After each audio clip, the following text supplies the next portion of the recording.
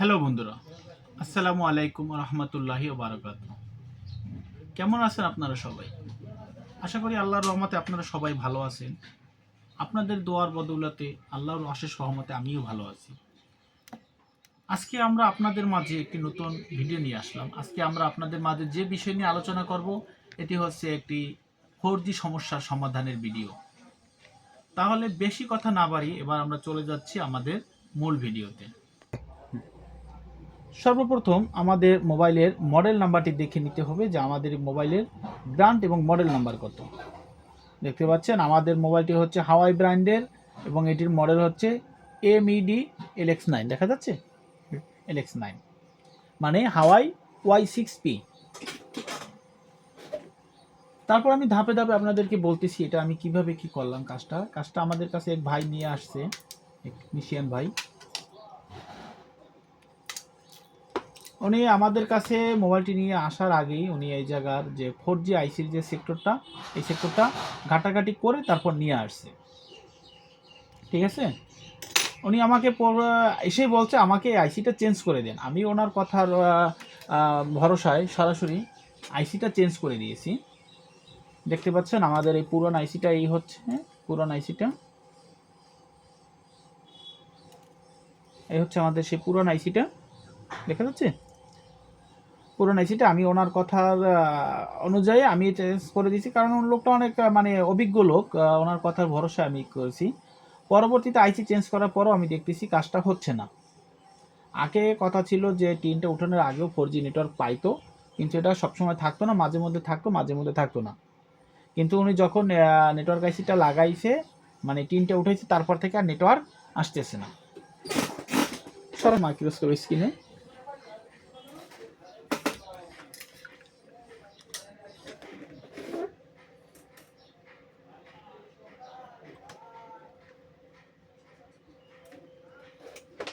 দর্শক দেখতে পাচ্ছেন এই হচ্ছে আমাদের সেই কাঙ্ক্ষিত নেটওয়ার্ক আইসিটি। এটা আমি নতুন লাগিয়েছি, আর আমাদের পুরানটা হচ্ছে এই এই হচ্ছে আমাদের পুরান নেটওয়ার্ক আইসিটা। আর এটা বর্তমান যেটা আছে এটা আমরা নতুন লাগাইছি। লাগানোর পরে আমি যখন নেটওয়ার্ক আসতেছে না, প্রাথমিকভাবে দেখলাম যে এই জায়গা থেকে একটা লাইন মিসিং। তারপর আমি বর্ণের সাহায্য নিলাম। কম্পিউটার স্ক্রিনে যাও। বর্ণের সাহায্য নিয়ে আমি দেখার চেষ্টা করলাম আমাদের যে লাইনটা মিসিং এটা কিসের লাইন। এই লাইনটা মিসিং দর্শক। এটা দেখা যাচ্ছে ধারণী দেখাও। এটা হচ্ছে বিব্যাটের লাইন। এই যে দেখতে পাচ্ছেন এটা হচ্ছে একটা বিব্যাটের লাইন। এই লাইনটা কোথা থেকে আসছে? লাইনটা আমরা পাবো এই জায়গা থেকেও পাবো, এই চার্জিং আইসির এই জায়গা থেকে পাবো। যার কারণে আমি এই জায়গা থেকে দেখেন একটা জাম্পার করে রেখেছিলাম। এই জাম্পারটা এই জায়গা থেকে সরাসরি এই জায়গায় একটা জাম্পার করে দিয়েছিলাম, যাক এটা বিব্যাটটা পাইলো। তারপরও দেখতেছি আমাদের মোবাইলে নেটওয়ার্ক আসতেছে না। এরপরে আমরা কিভাবে কি চেক করব? মানে প্রাথমিকভাবে তো আমরা নেটওয়ার্ক আইসি লাগাবো। প্রাথমিকভাবে না, সরি, যে কোনো সেট আসলে আমরা প্রাথমিকভাবে আগে নেটওয়ার্ক আইসিতে হাত দিব না। আমার পরামর্শ হচ্ছে যে আমাকে অনেকে ফেসবুকে ফলো করে বা অনেকে আমাকে অনুসরণ করে, তাদেরকে আমি বলবো কোনো কাজ 100% শিওর হওয়ার আগে আমরা ওই জায়গায় হাত দিব না। তা আমি সর্বপ্রথম দেখতে পেলাম যে এটা নেটওয়ার্ক আইসি উনি আমাকে বলছে এবং উনি উঠাইয়েও নিয়ে আসছে যে লাগাই দেন। যাক আমি ওনার ভরসা মতো লাগাইলাম, কিন্তু কাজ হচ্ছে না। পরবর্তীতে আমাদেরকে দেখতে হবে ধাপে ধাপে যে প্রথমত আমাদেরকে হট টেস্টিং করতে হবে। হট টেস্টিংয়ের মাধ্যমে আমি দেখতে পারবো যে আমাদের এই জায়গায় দুইটা লাইন, একটা হচ্ছে এই যে সরাসরি ভিভের থেকে আসবে, আরেকটা হচ্ছে এই যে লোয়ার এলডিও থেকে আসবে 1.8 ভোল্ট। তা আমি চেক করে দেখলাম আমাদের এই জায়গায় দুইটা ভোল্টেজই ঠিক আছে, কোনো ভোল্টেজের সমস্যা নাই। তারপর দেখতে হবে যেটা এস ডাটা এস কোলক। আমরা জানি যে এই যে আমাদের আইসি নাম্বারটা হচ্ছে ভিসি, এই যে দেখেন আইসি নাম্বারটা হচ্ছে BC7643। এ হচ্ছে আমাদের আইসি নাম্বার। তা আমাদেরকে দেখতে হবে যে আইসি ডাটা শিটটা আমাদেরকে জানতে হবে। ডাটা শিট সম্পর্কে আমরা আজকে আলোচনা করব না, আজকে আমরা চলে যাব অন্য বিষয়ে। তাই এই যে আইসির যে এই যে VC7643 আইসির আপনার 5 এবং 6 নাম্বার পিনে আমাদের এস ডাটা এবং এস কোলক লাইন আসে। এস ডাটা এস কোলক আমি যদি আরেকটু সংক্ষেপেভাবে বুঝাইতে চাই, এই লাইন দুটো হচ্ছে সরাসরি সিপিইউ থেকে আসে, সিপিইউ থেকে সিগন্যাল দেয়। এই সিগন্যালের মাধ্যমে 4G আইসিটা ওয়ার্কিং মোডে যায়। আমি সর্বপ্রথম চেক করতে গেলাম যে এস ডাটা এবং এস কোলক লাইনটা ঠিক আছে কিনা। যাক, এবার আপনাদেরকে সামনে নিয়ে আমি আবার চেক করব। এস ডাটা এবং এস ক্লক লাইনটা হচ্ছে এই যে কয়েল দুইটা দর্শক, এই যে নীল কয়েল দুইটা। প্রাথমিকভাবে আগে আমার এই নীল কয়েল দুইটা আমি সাইডে করে রাখবো।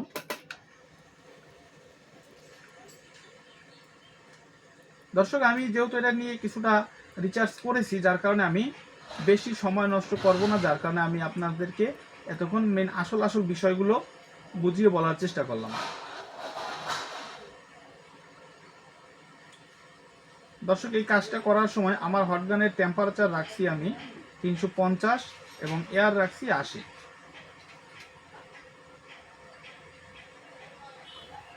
এটা অনেকের কাছে বেশি মনে হতে পারে, কিন্তু আমি এই এয়ার দিয়ে কাজ করে মজা পাই। এক একজনের হাতের অ্যাক্টিভিটি অনুযায়ী এক একজনে এক এক রকমের রাখবেন। এবার আমরা চলে যাব মিটারে। মিটারটা দেখাইও, দেখা যাচ্ছে দর্শক? এই যে দেখতে পাচ্ছেন, এই হচ্ছে আমাদের মোবাইলের, হ্যাঁ মোবাইলটা হচ্ছে এই, আর আইসিটা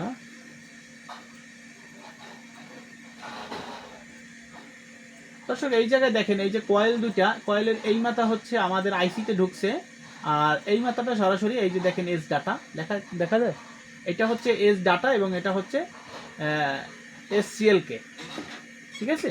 তা এই দুটো হচ্ছে ক্যাপাসিটার। তা আমাদের এই জায়গা পর্যন্ত যদি লাইন থাকে তাহলে আমরা বুঝতে পারবো যে আমাদের সিপিইউ থেকে আমাদের এই জায়গা পর্যন্ত লাইন আসছে।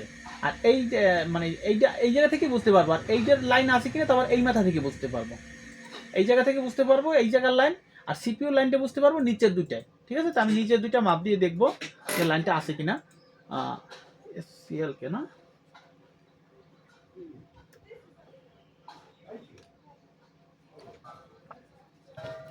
মাপার জন্য আমি এই যে লাল তারটি গ্রাউন্ডে ধরে নিব এবং কালা তারটি টুইজারে লাগাবো। দেখতে পাচ্ছেন লাইন এই জায়গায় আছে, মানে সিপিইউ লাইনটা আছে। এই সাইডে ধরলে বুঝতে পারবো যে আমাদের আইসি থেকে লাইন আছে কিনা। হ্যাঁ, আইসি থেকে লাইন আছে। তারপরটা হচ্ছে এস ডাটা, কম্পিউটার দেখো। তারপরটা হচ্ছে এই যে এস ডাটা। এখন এস ডাটাটাও দেখবো মাইক্রোস্কোপ স্ক্রিন। দেখতে পাচ্ছেন এই এস ডাটার লাইনটা আমাদের এই যে সিপিইউ থেকে আসতেছে না। এখন দেখবো আইসি থেকে আসছে কিনা। হ্যাঁ, দেখতে পাচ্ছেন আইসি থেকে আসে, কিন্তু এই জায়গায় সিপিইউ থেকে লাইনটা নাই। একটা মোবাইলে যদি আপনার সিপিইউ থেকে সিগন্যাল লাইনটা না পায়, তাহলে কোনো দিনও 4G আইসি ওয়ার্কিং মোডে যাবে না। মোটামুটি এই জায়গায় মাদারবোর্ডে ধরো, মাদারবোর্ড যতটা দেখতেছি মোটামুটি সব কিছু ঠিকঠাক আছে, মানে কোনো জায়গায় কাজ কাম করা হয় না, শুধুমাত্র আপনার এই 4G সেকশনটায় কাজ করা হয়েছে। এখন আমার কথা হলো যে অন্য জায়গায় কাজ করলে বলতাম অন্য সমস্যা আছে, যেহেতু আর কাস্টমারেরও বক্তব্য হচ্ছে এই টিনটা উঠানোর পর থেকেই নেটওয়ার্ক আসছে না। হয়তো টিন উঠানোর সময় কোনো ক্যাপাসিটার বা কোনো রেজিস্টার বা কোনো লাইন মিসিং হয়ে গেছে, যার কারণে টিন উঠানোর পর থেকে আসতেছে না, কিন্তু টিন উঠানোর আগ পর্যন্ত কিন্তু এটা দর্শক ঠিক ছিল। এবার আমি একটু কম্পিউটার স্ক্রিনে যাব যে এটা আরও কোনো টেস্ট পয়েন্ট আছে কিনা, যেহেতু আমাদের এস ডাটা লাইনটা নিয়ে সমস্যা, এস ডাটার আর কোনো লাইন আছে কিনা। দর্শক না, এটা দেখতে পাচ্ছেন সরাসরি সিপিইউ থেকে আসছে। এই যে এস ডাটা লাইনটা, এটা সরাসরি সিপিইউ থেকে আসছে। এটা আর কোনো জায়গায় কোনো টেস্ট পয়েন্টে বা কোনো রেজিস্টার কম্পোনেন্টের গোড়াও নাই যে আমরা অন্য কিছু মিসিং হয়ে যাওয়ার সম্ভাবনা আছে কিনা। তাহলে এই পর্যায়ে আমরা যেটা দেখতে পারি, আমি এইটুকু শিওর হলাম যে জায়গায় কোনো আমার ক্যাপাসিটার যায় না বা কোনো রেজিস্টার উঠে যায় না, তাহলে যাইতে পারি কি হয়তো কোনো লাইন মিসিং হতে পারে। এবার আমরা কম্পিউটার স্ক্রিনের মাধ্যমে খুব নিখুঁতভাবে দেখার চেষ্টা করব যে কোনো লাইন মিসিং হয়েছে কিনা।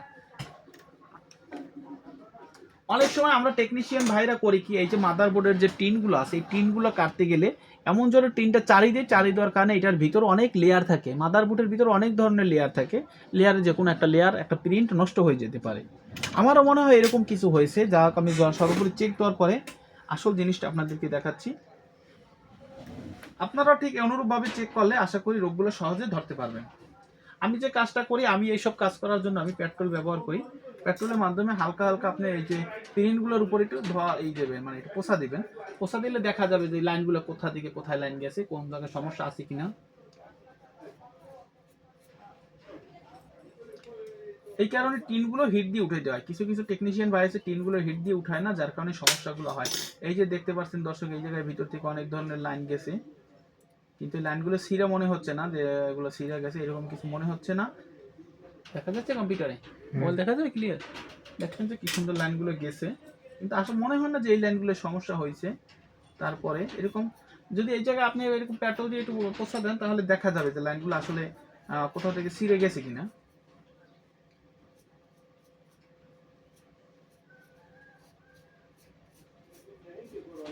যাই হোক, এরকম দেখতে দেখতে আমি এই জায়গাটা এসে দেখলাম যে এই জায়গা থেকে একটা লাইন আমার ছিঁড়ে যাওয়া মনে হচ্ছে।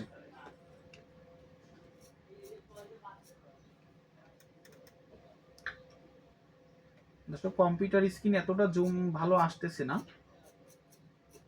তারপরে যতটা আসতেছে আপনারা দেখানোর চেষ্টা করতেছি। দেখা যাচ্ছে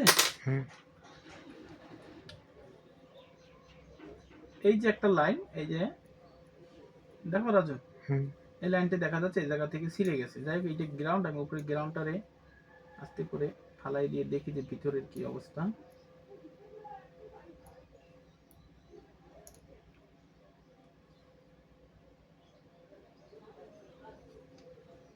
ক্লিয়ার না চিনাইলে আমারে বইল।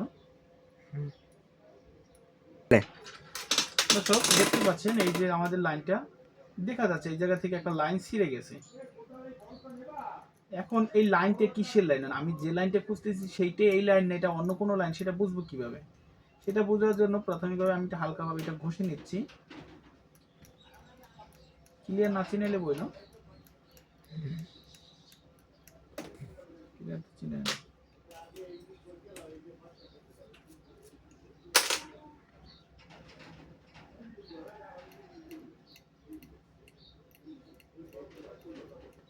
দেখছেন দর্শক, আমি আস্তে আস্তে মোটামুটি কায়দায় একটু ঘষে আর কি দেখার জন্য প্রাথমিকভাবে এটা কিসের লাইন, আমি যে লাইন খুঁজতেছি সেটাই কি এই লাইন, এটা অন্য কোনো লাইন, সেটা বোঝার জন্য হালকা একটু ঘষে নিলাম।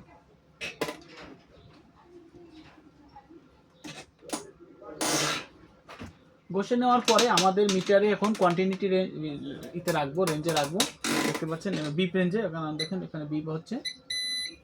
এবার আমাদেরকে যেটা করতে হবে,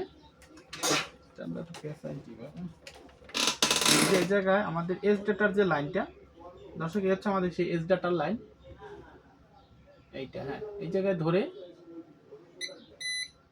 আরেকটা আমাদের এই লাইনে ধরতে হবে, দেখতে হবে যে জায়গায় বিপ দেয় কিনা।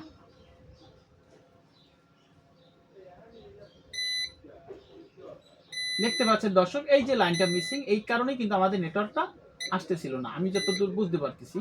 যাক, এখন এই জায়গায় আমার ছোট্ট একটা জাম্পার করে দিব, আশা করি তাহলে আমাদের সমাধান হয়ে যাবে।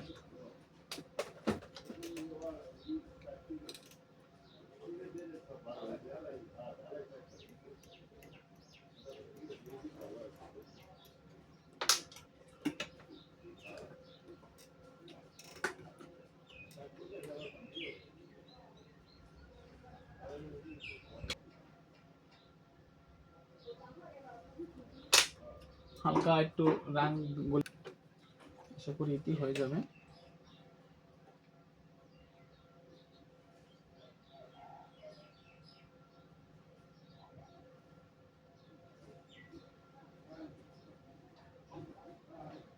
অনেকেই দেখা যায় এই লাইনগুলো মিসিং এর কারণে সরাসরি সিপিইউ উঠাইতে, সিপিইউ থেকে হয়তো লাইন মিসিং, সিপিইউ থেকে একটা জাম্পার করে দিত। এরকম আসলে বুঝতে হবে কাজগুলো, কাজগুলো না বুঝে আন্দাজে নষ্ট করলে হবে না। অনেকে আছে যে ভাই আপনি তো বুঝেন না, তো আপনার এত সময় লাগে কেন, যে সরাসরি সিপিইউ উঠাই ফেলান, এরকম অনেকে বলে। কিন্তু আসলে সরাসরি সিপিইউ উঠাইলে হবে কিনা, এটা কি সিপিইউ সমস্যা কিনা সেটাও বুঝতে হবে।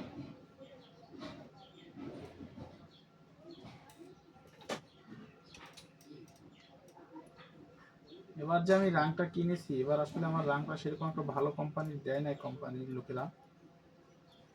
এই টুলস ব্যবসায়ীদের কি আর বলবো, বললে একটা দিয়ে দেয় আর একটা।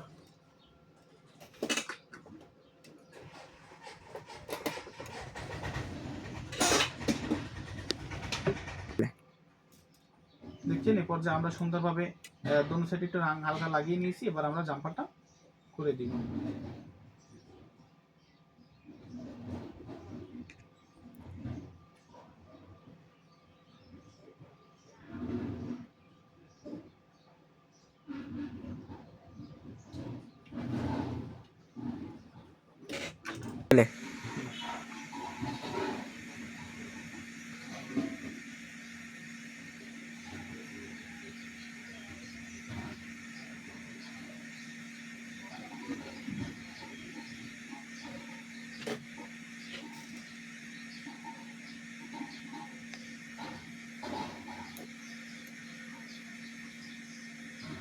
দর্শক, এ পর্যায়ে আমরা সুন্দরভাবে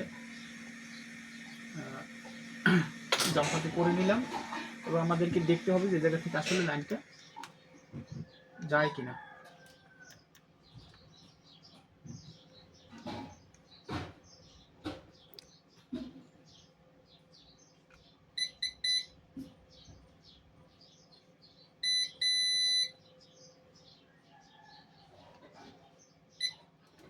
লাইনটি যায়, আশা করি পর্যায়ে আমাদের কাজটিও হবে। এবার আমরা মোবাইলটি সুন্দরভাবে ফিটিং দিয়ে তারপর দেখবো, চেক করে। আশা করি আমাদের কাজটি হবে, মন থেকে একটা আত্মবিশ্বাস আছে। তারপরও না হলে পরবর্তী স্টেপে অন্য কাজ করতে হবে। কিন্তু আমার যেটা আপনাদেরকে বোঝানোর মেইন উদ্দেশ্য সেটা হচ্ছে আমরা কোনো সময় কোনো কাজে 100% শিওর না হয়ে কোনো আইসিতে হাত দেব না। এখন আমাকে ওই টেকনিশিয়ান ভাই বা আমার দোকানের যে ছাত্র, তারা বলতেছিল ওস্তাদ সরাসরি সিপিইউটা রিভলভ করে ফেলেন। এখন আমার বিষয় হচ্ছে, আমি যতদূর বুঝলাম যে সিপিইউতে হাত দিব, সিপিইউটা যেহেতু ইনটেক মনে হচ্ছে, সেহেতু এটা হাত দেওয়ার আগে আমি এদিকে প্রাথমিকভাবে একটু দেখি। যদি না হয় তাহলে পরবর্তী চেষ্টা পরবর্তীতে দেখা যাবে। আমি একটা সিম ভরে নিলাম মোবাইলে।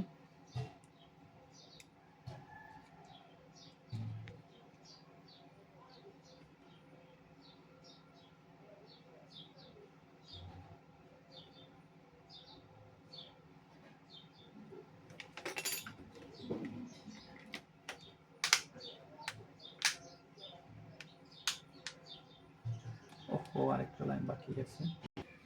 দর্শক, এই জায়গায় আমাদের একটি ভুল হয়েছিল যে এই জায়গা থেকে ওই যে প্রাথমিকভাবে যে ভিভেটের লাইনটা মিসিং হয়েছিল, ওই লাইনটাও টেনে দিতে হবে, যেটা আমরা বর্তমানে টানছি।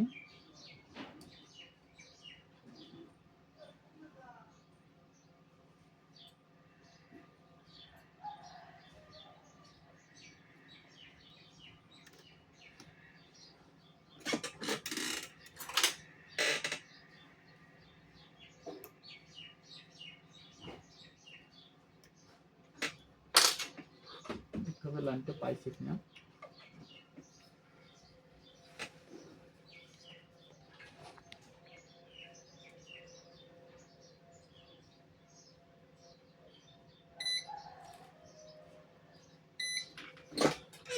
পর্যায়ে আমরা মোবাইলটি ফিটিং করে ফেলবো।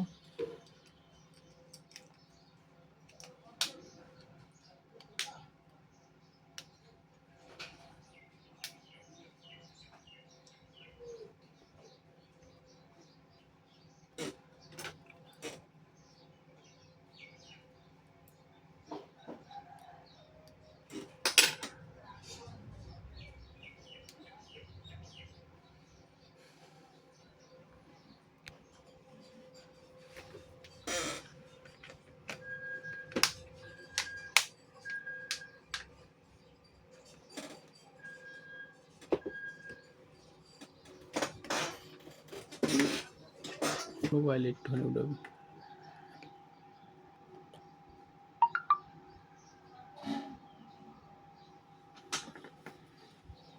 দেখতে পাচ্ছেন এই পর্যায়ে মোবাইলটি অন হচ্ছে।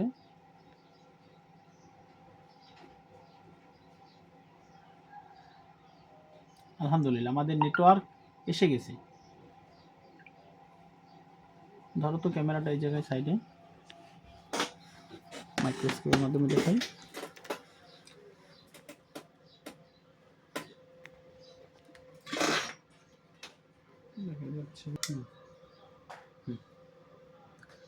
দেখেন দর্শক, ওই যে 4G নেটওয়ার্ক পাইছে। তাহলে আমরা যেটা বুঝলাম যে আমাদেরকে ধাপে ধাপে বুঝে কাজ করতে হবে। আমরা আন্দাজে যদি কোনো একটা আইসি উঠাই ফেলাই, সেক্ষেত্রে আমাদের ক্ষতি ছাড়া উপকার হবে না। ওই নিয়ে দেখা যায়, একটু ধরো সাইডে আমি জুম করে দেখাও। দেখতে পাচ্ছেন আমাদের মোবাইলে কিন্তু নেটওয়ার্ক পেয়ে গেল।